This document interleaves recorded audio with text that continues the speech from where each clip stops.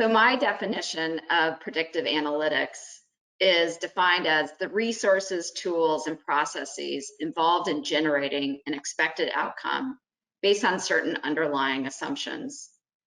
I have experience in predictive analytics at United Airlines, Baxter Healthcare, Hospira Healthcare, Ticketmaster, and now at Cars.com. And in all cases with all employers, no matter what the situation, I have heavily relied on human intelligence and standardized, robust processes to build predictive revenue and expense models.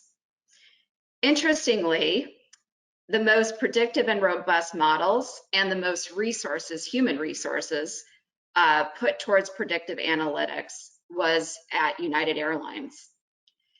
An airline is typically highly capitalized, labor intensive, subject to both cyclical and seasonal factors, and in some cases highly leveraged, which typically results in a very low profit margin.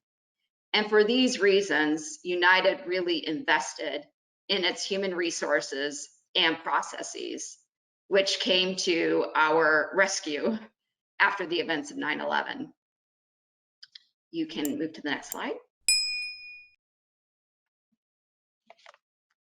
So we will always need human intelligence, and this came to bear during 9/11. After the events of 9/11, obviously there was a huge decline in the demand for air travel, which meant it was going to depress our revenue for some period of time, an unknown amount of time.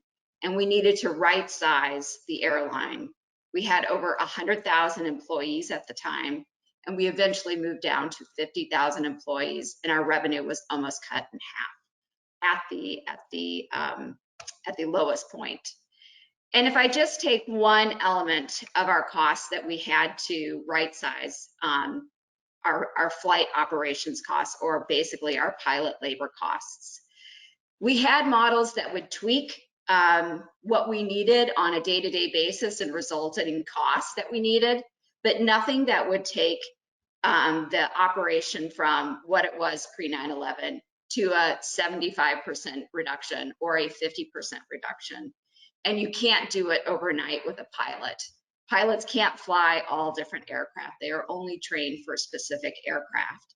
And so what we had to introduce to these models was an inefficient component of this massive change in our operation, taking aircraft out of the fleet, retiring them because we would no longer need them because of the reduction in demand, and then eventually a reduction in our pilot labor force. But that takes a massive training exercise to train everybody down into the aircraft that we were going to keep for the long term. And so we had to introduce a necessary component of inefficiency into our labor models and not optimize our costs and our operation as we right-size the operation.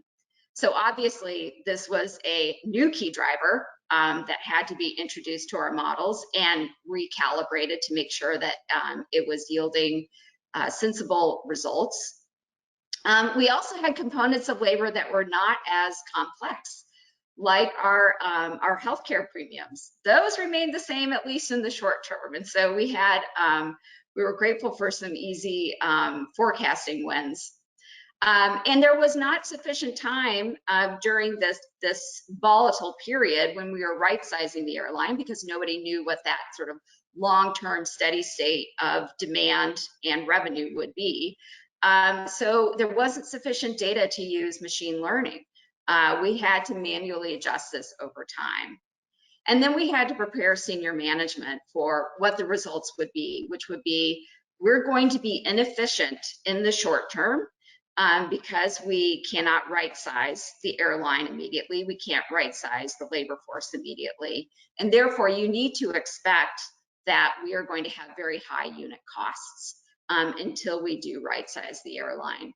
And that takes humans to communicate that and explain it, and then prepare what we need to prepare for that eventuality. Next slide. have always also used an established process, no matter, again, what the situation was, and no matter what the employer was. You always have to go back and confirm what is happening on the front line with your key stakeholders. Finance cannot live in an ivory tower. We are not day-to-day touching the operation, and we need to continue to get new information from our stakeholders, especially when times are as volatile or as uncertain as it was at United Airlines after 9/11. And then we need to measure our accuracy. You can only get better if you find out what you don't do well. And you need to communicate what you don't do well, figure out what's really driving the results, and then fine-tune your models to incorporate new data and become more accurate and predictable. Next slide. So what are my recommendations?